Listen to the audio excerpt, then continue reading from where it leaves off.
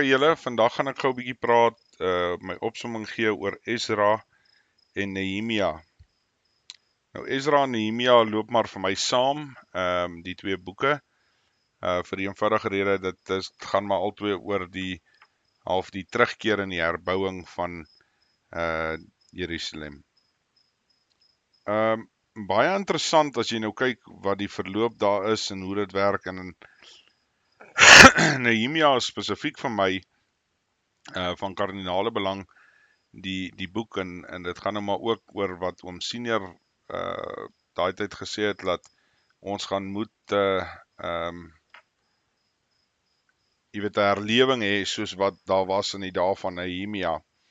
En dis net vir my interessant, daar seker 'n paar goedjies wat wel vir my uitstaan. Jy weet ons word baie keer in ons geloof word daar half gefokus op die punt om te sê, jy weet, jy moet die ander wang draai, daai tipe ding. Maar dis ook nie die volle waarheid nie. Op die einde van die dag, jy weet, 'n oog vir 'n oog en 'n tand vir 'n tand op die einde van die dag is net so van waarde op die einde van die dag as al die ander. Maar dit nou daar gelaat, om terug te kom na Ezra en Nehemia, hulle het mos nou maar van die konings van hulle tyd het hulle, jy weet, het reg gekry dat hulle toe nou kon weggaan en basies Jerusalem weer te gaan herbou. En hulle het dit wel gedoen. Daar was nou maar ouens wat hulle wou moeilikheid maak met hulle, soos wat dit maar altyd gewoonlik werk. En 'n groot ding wat wel daar vir my uitstaan ook is, daar sekere reëls gestel aan hulle wat hulle wel moes gedoen het. Byvoorbeeld 'n groot een was natuurlik die uitlanders wat daar was tussen hulle.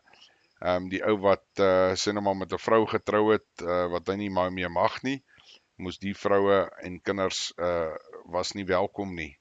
En dan nou natuurlik andersom ook, die man en die kinders is dan nou nie welkom nie. Interessant daai een om gedagte te hou.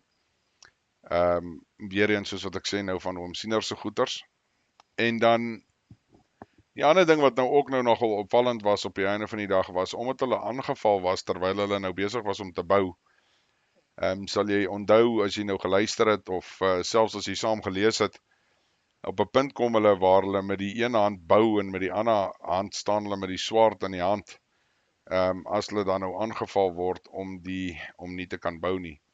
So baie belangrik om daai paar konsepte te verstaan en te verstaan dat dit maak nie saak in watse milieu jy in beweeg nie, jy moet nog steeds verstaan dat op die einde van die dag jy moet doen wat die Vader jou die instruksie gee om te doen. Maar met dit bygesê, dit beteken nie dit gaan lekker wees en alles gaan goed gaan en al sulke goed nie. Daar gaan goed wees wat teen jou stry. Daar gaan goed wees wat jou aanval.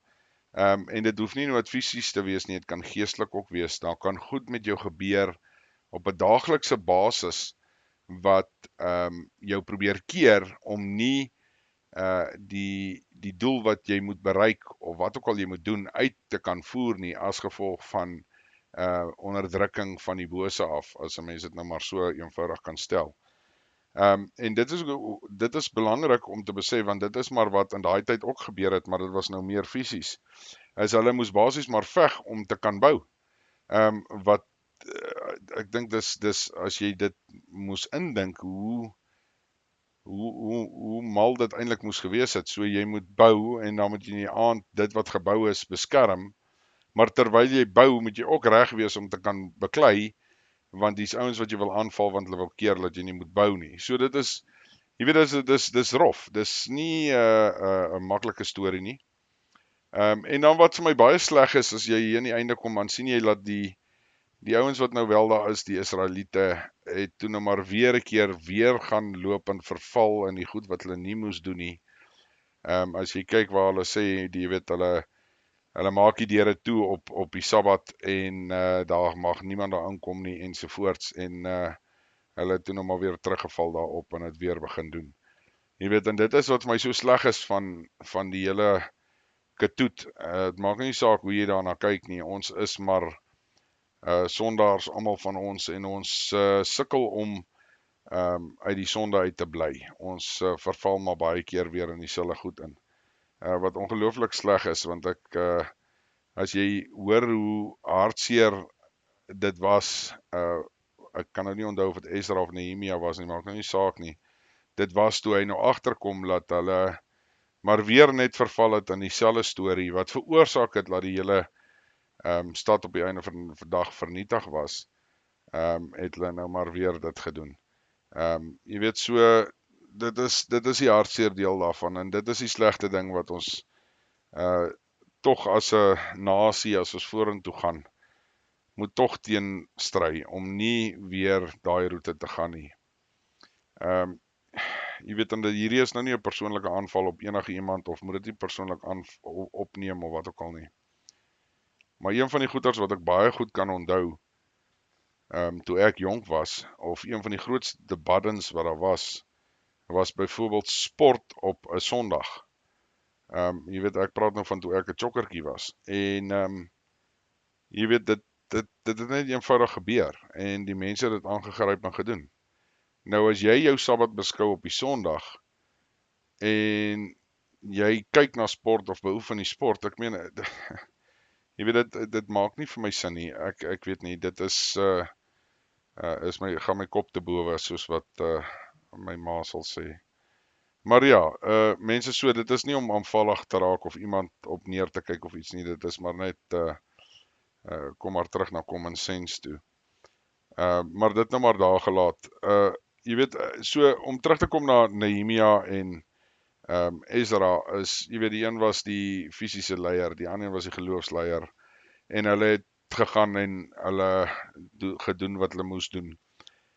Die koning het hulle toegelaat om dit te doen, van die Persië, en dis ook nou maar gepas, laat ek hierdie een nou doen, sien dat Amerika en Iran daar besig is om mekaar te skiet.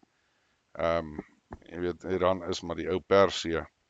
Hulle is natuurlik nou nie so sterk soos wat hulle daai tyd was nie, want hulle het maar die hele wêreld regeer op daai stadium.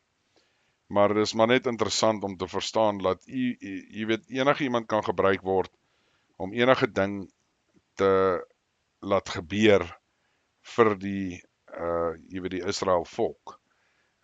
Dis die een ding, en dan die tweede ding is, jy weet, ons moet maar seker maak dat jy as mens, wat ook al jy moet doen, jy weet, ons moet besop om te beklei op makrovlak, maar ons vergeet op mikrovlak, wat is jou houding, wat is jou voorneme, wat wil jy behaal, ensovoorts. En dan raak ons baie keer betrokke in gesprekke en ek wil nie sê bekleierery nie, maar dit is seker maar 'n bekleierery, wat jy nie regtig die kennis van dra om in te beklei nie.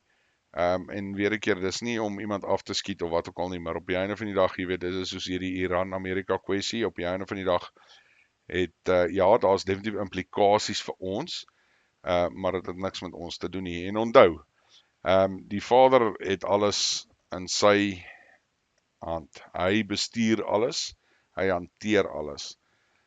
Hy sit leiers in plek en hy vat hulle weg. En daai leiers wat hy baie keer in plek sit, is om jou te straf, maar hy haal hulle ook uit as daai straf verby is. Dis net hoe dit werk.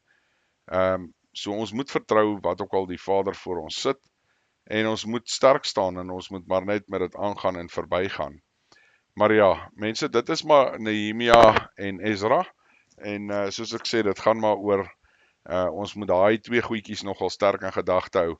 Soos ek gesê het, jy weet, die mense wat nie daar hoort nie, kon nie daar inkom nie, en natuurlik die veg met die steen in die een hand en die swaard in die ander hand, of bou met die steen in die een hand en die swaard in die ander hand. En dit is maar hoe dit sal werk, dink ek, in die toekoms ook. Ek glo ons gaan daai selfe hervorming hê, en ons sal moet 'n terugkeer hê na die verordeninge van die Vader toe. Jy weet, sy insettinge en verordeninge is die realiteit. Onthou, sy seun sê vir jou later, laat geen jot of titel sal verval van daai wet nie. Geen. So, ja, hou dit maar in gedagte. So ons moet dit begin inoefen, ons moet begin doen, Nie of ons wil of nie wil nie, maar dit is die realiteit waarna ons kyk. Okay julle moet 'n wonderlike dag hê en dan praat ons maar weer as ons die volgende een doen. Bye bye.